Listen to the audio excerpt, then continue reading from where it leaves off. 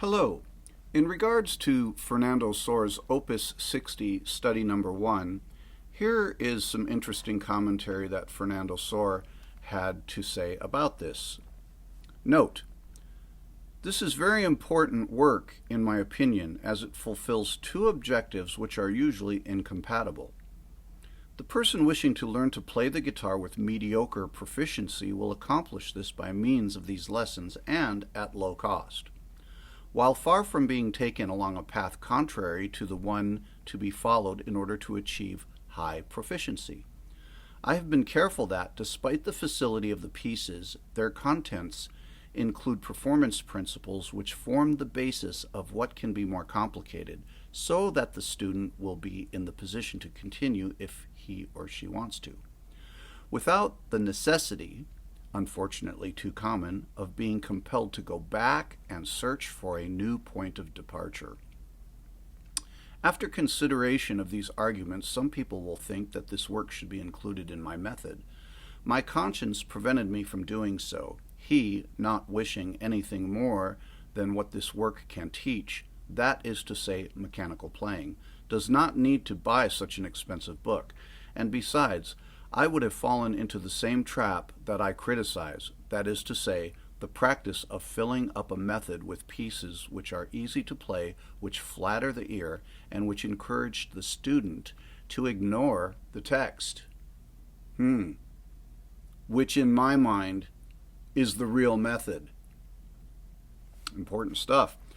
The first 6 lessons serve only as exercises for finding where each note is to be produced. Nevertheless, by following the indicated fingering and being careful not to lift any finger until it is needed elsewhere, or until the string it is on must be played at a lower fret or as an open string, the student will automatically acquire the habit of positioning the left hand correctly. Lessons with no tempo indication should be studied slowly, increasing speed progressively as self-confidence is gained. Okay, so really important stuff there. Never lift a finger unless absolutely necessary for the next note to be played. Pretty simple, pretty basic. And in the first 4 pieces of this Opus 60, I noticed that there was really no stem direction that was very specific, and this explains why.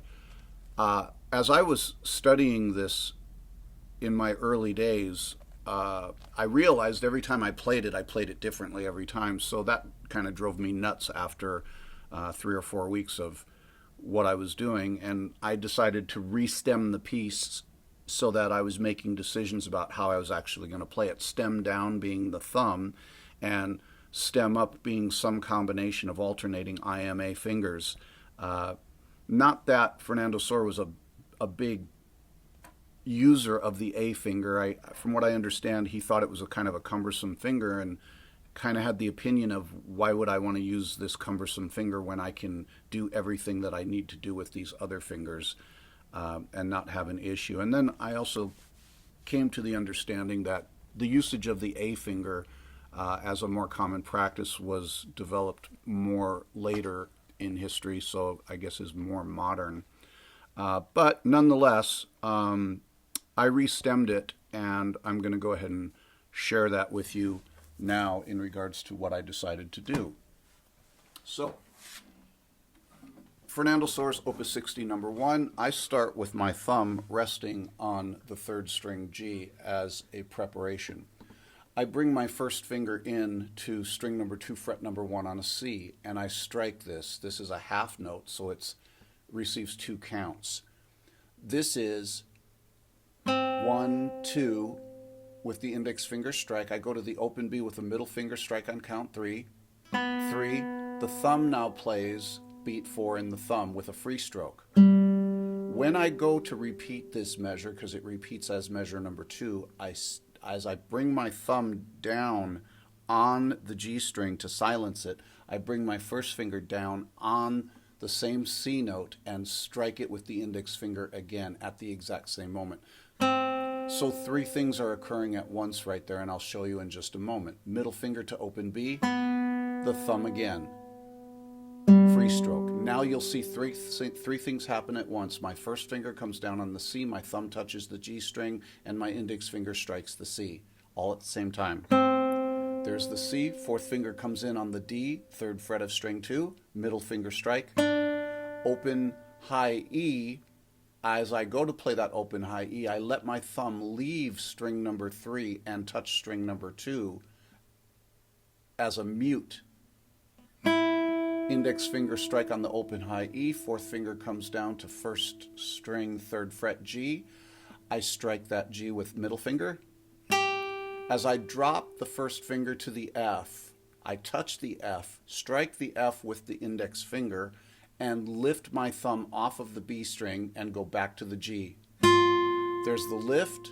Now as I strike the open high E, my fourth finger comes, my thumb comes back down to the G string on the open high E. Now my index finger goes to second string, fourth finger comes down on second string, third fret for a D, I strike with index, and the thumb restates the free stroke in the G.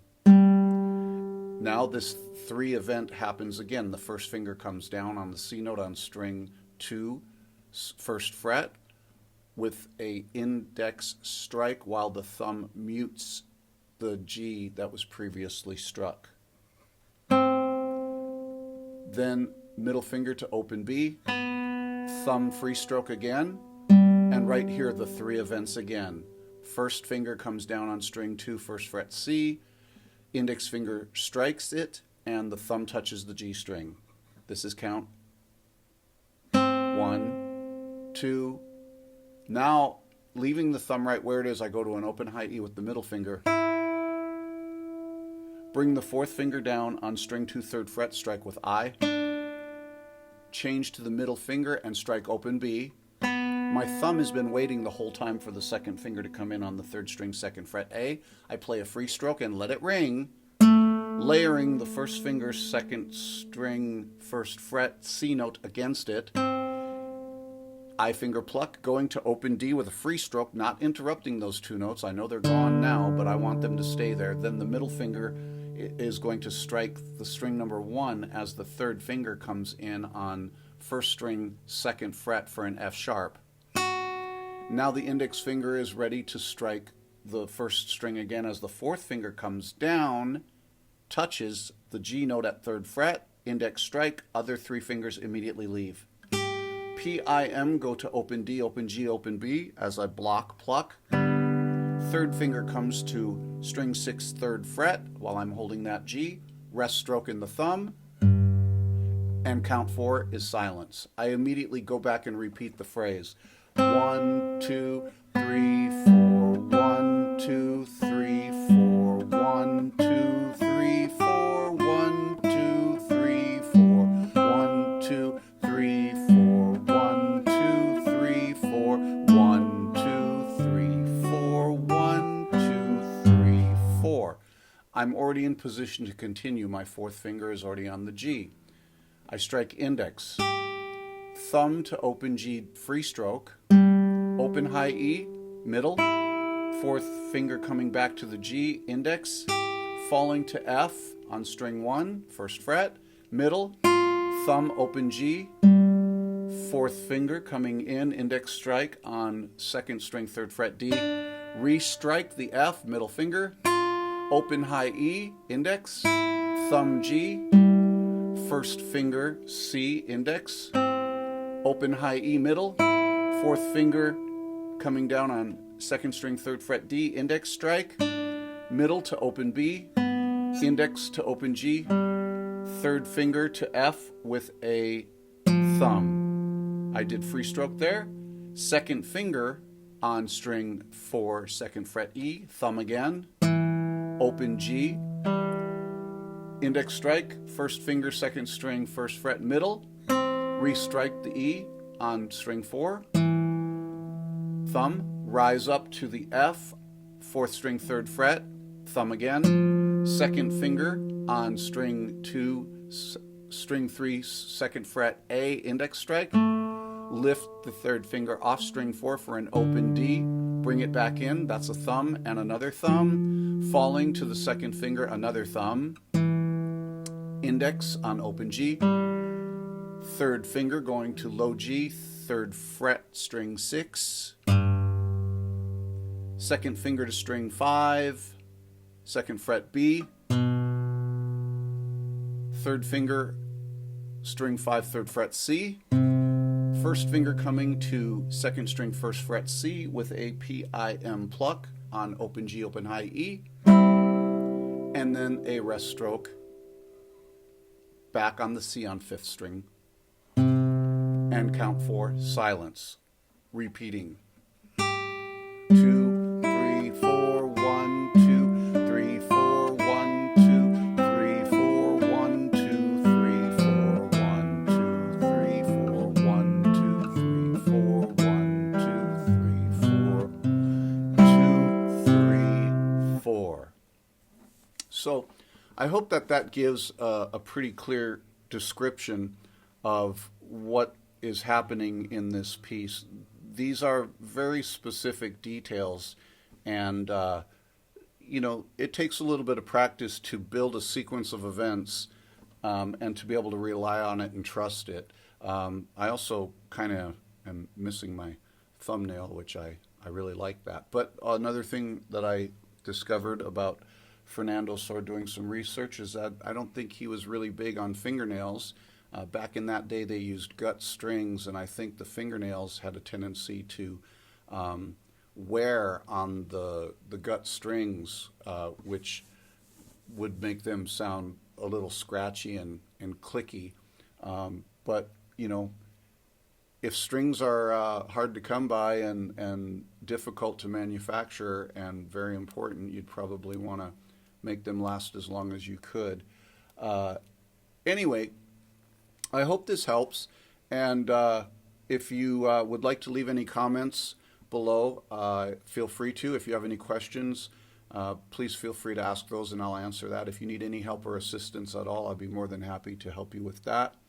I'm pretty sure that this music can be found searching online. It may be in public domain. I know people do still have books out of this music for sale.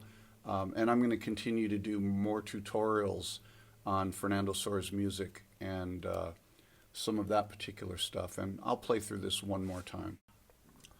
1, 2, 3, 4.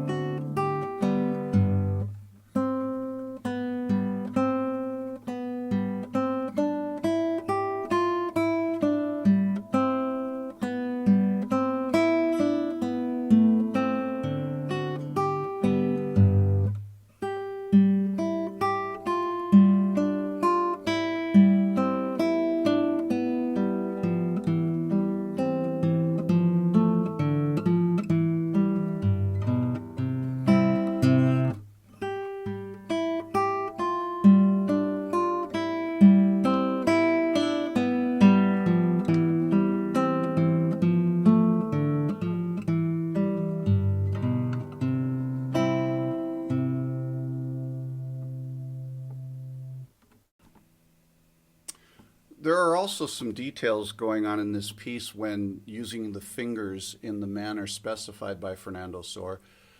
You can create overlapping harmonies where they're not really written into the piece per se in the notation, but you can add these overlapping sounds to create some beautiful things. If you like the beautiful overlapping things that you experience, explore them. Enjoy them, keep them. If you hear dissonances that are unpleasant to you, you can definitely take those things out, not do those things. So you have some flexibility in interpretation, and you know, we'll talk about those types of interpretation things in future videos. Have a great rest of your day.